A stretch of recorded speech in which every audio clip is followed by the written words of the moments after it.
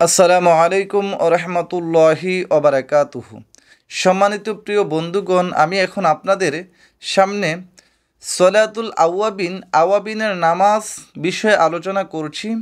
সলাতুল আওয়াবিন নামাজ বলা হয় মাগরিব নামাজের পরে দুই রাকাত করে সর্বমোট 6 রাকাত যে নফল নামাজ আদায় করা হয়, সেই 6 রাকাত নফল নামাজকে সলাতুল আওয়াবিন বলা হয়। আওয়াবিন নামাজ অত্যন্ত গুরুত্বপূর্ণ এবং অনেক ফজিলতপূর্ণ একটি নামাজ।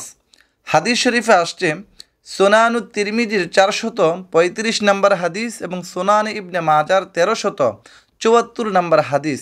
আন আবি হুরায়রা রাদিয়াল্লাহু তাআলা আনহু قال قال رسول الله صلى الله عليه وسلم من صلى بعد المغرب 6 ركعات لم يتكلم فيما بينهن بسوء عدلنا له بعبادة 12 سنة। প্রখ্যাত জলিল কদর সাহাবী হযরতে আবু হুরায়রা রাদিয়াল্লাহু তাআলা আনহু থেকে বর্ণিত, তিনি বলেন, রাসূল সাল্লাল্লাহু আলাইহি ওয়াসাল্লাম ইরশাদ করেছেন, যেই ব্যক্তি মাগরিব নামাজের পর কোনরূপ কথাবার্তা না বলে 6 রাকাত নামাজ আদায় করবে, তার আমল নামায় আল্লাহ পাক রব্বুল আলামিন সুবহানাহু ওয়া তাআলা 12 বছর নফল নামাজ পড়ার সওয়াব দান করবেন। সুবহানাল্লাহ।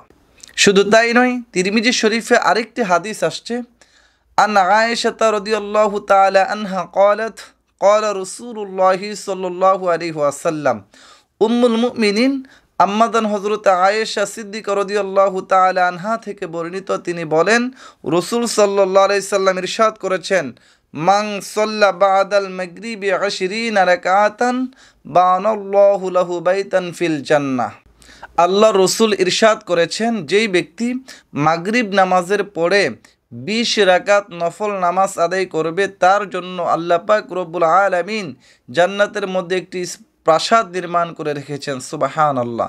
সুতরাং আমরা যেন ফরজ নামাজের পাশাপাশি সলাতুল আওয়াবিনের নামাজ আদায় করতে পারে, আল্লাহ যেন তৌফিক দেন। আমিন।